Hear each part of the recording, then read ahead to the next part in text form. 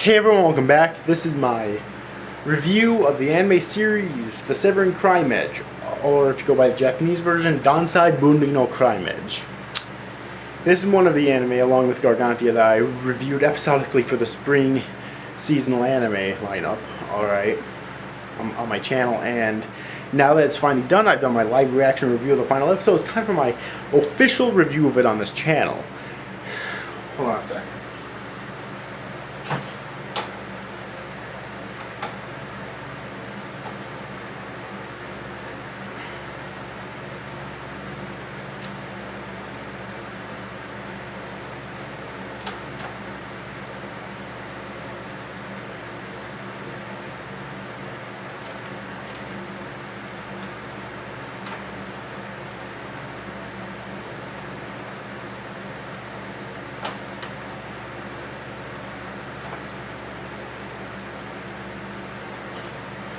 The Severin Crime Edge anime series was directed by Yuji Yamaguchi.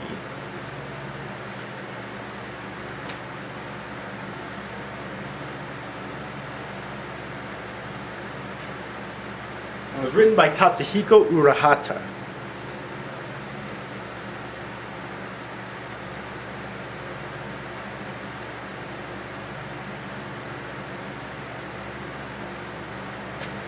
The music was by Takahiro Yakahani.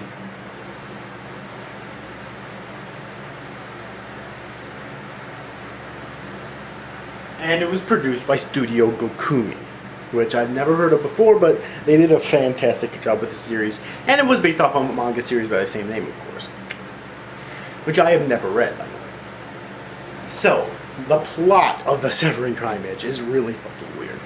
The plot basically revolves around our main protagonist, Kiri Haimura, who ends up missing the bus one day he gets on the bus, but he gets off at the wrong stop by accident. And he ends up coming across an old house with a girl in it named Iwai Mushakanoji. Alright, Iwai is a very special girl because she has concedingly long hair that has been cursed to be forever uncuttable. That is until Kiri comes across a pair of scissors known as the Severin Crime Edge, which have the magical power to cut her hair.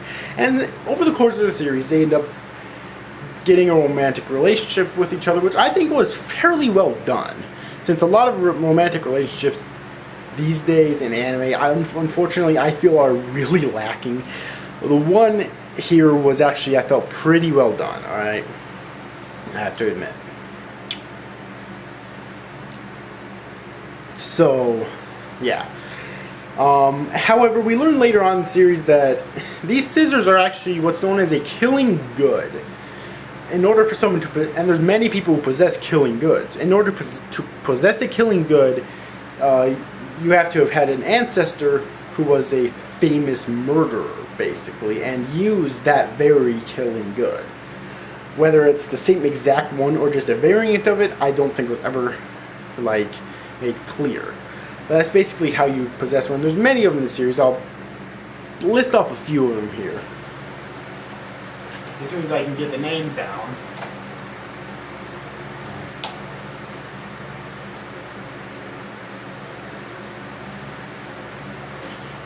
Alright, Kiri's one of them, of course, but then there's one named Yaname Byoinzaka, who she's introduced at one point and there's a conflict with her, but after that she's just basically a side character. But she has a killing good, which is basically a syringe that she injects people with. I forget what it does exactly. I think that it's poisons them in some way or something like that. Let me check.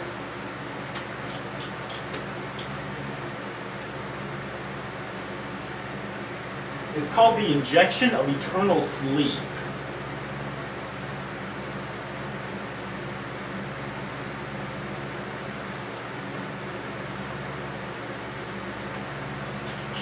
I guess it makes them go to sleep or something. Alright, and it can work by either being fully injected or just by nicking them with it, and it kills them that way. Again, it's called the Injection of Eternal Sleep. And each one of the killing goods in the series has a unique name to it. Let me try to find another one.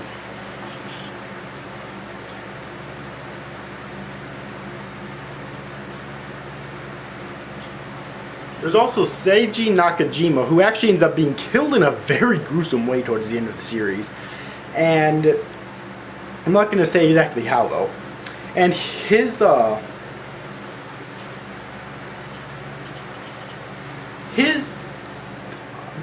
killing goes basically a book. It's known as the Rule Book of Sentencing and Execution, in which, when he activates it, a rope will appear out of thin air, and it will basically try to hang his opponent. And obviously, they'll die if they're evil. That's the thing. If they've done lots of really heinous acts of crime in their life, including murder and whatnot, of course, they'll die from it. But if they haven't, then it will not kill them. The rope will just snap and they'll just be unconscious, which is really interesting.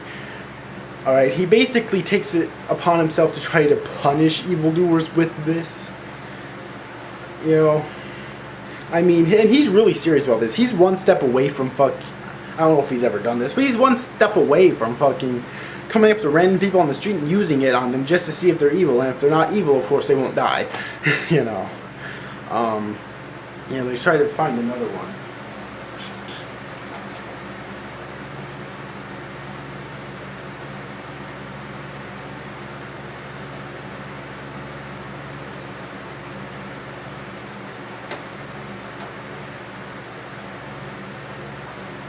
Well, the final enemy that they end up facing is, her name is Emily, and she has a very interesting relationship with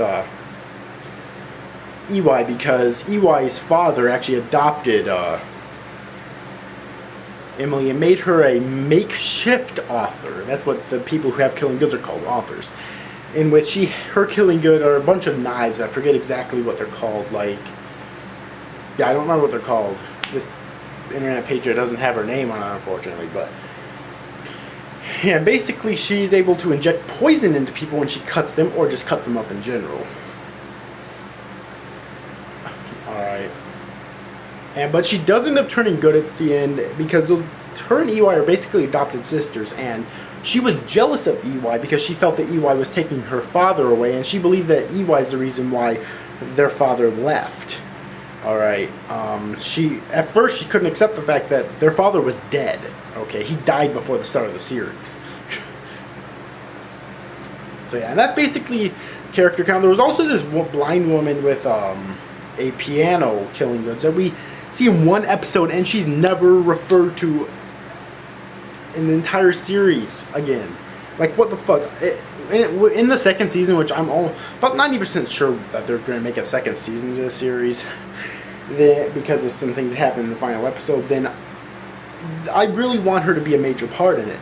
Because seriously, is she good? Is she evil? Is she kind of in between? How does her piano killing good kill people? Like, there's so much that we don't know about her character, and that's one of the flaws I have about this series thus far, is that we don't know hardly anything about her fucking character, except that she has a piano killing good, she's blind, and she has a husband that is deaf, I believe. So yeah, I guess the reason why he can understand what she says, because maybe he can read lips or something, I don't know. So yeah, but anyways, another problem I have with the series is the pacing, in the sense that, you know, there's just shocking moments throughout the series, and really weird ones as well, but the final episode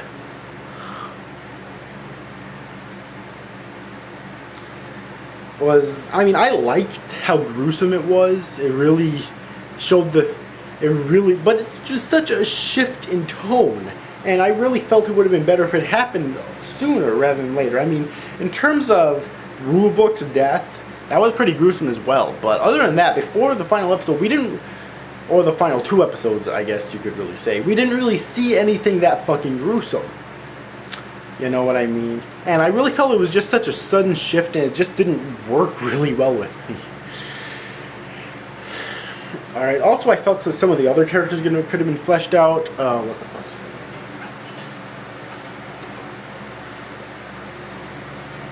Her name is Hoko Bioinzaka. She's basically the elder sister of Yamane, the author of the Syringe Killing Good, and you know, I felt her character could have definitely been fleshed out more. She seemed like a lot of wasted potential to me. Alright, but other than that, I can't think of any more flaws with this series. The soundtrack is fucking awesome, especially that opening. And the ending's pretty cool as well. The animation is really fucking good. There's very few still image scenes in the series. The art style's really good as well. And yeah, this just was a really good series. Alright. So, my rating for this series, or at least this season, whatever, is going to be an 8.8 out of 10. Because I felt it was really good. It's definitely worth a watch. If you have a huge suspension of disbelief like I do when it comes to watching shit, then I'd say check it out. Because you're going to need it with this series, because it's really fucking weird. But the fight scenes are also really cool. I mean, you have a fucking Kiryu using his trusty pair of... Where are they? Using his trusty pair of scissors. They don't look like mine, but these are all I have. To fight a giant brute wielding a fucking warhammer. And Kiryu wins. That's the most awesome fucking part about it. He actually wins. And kills the guy, so yeah.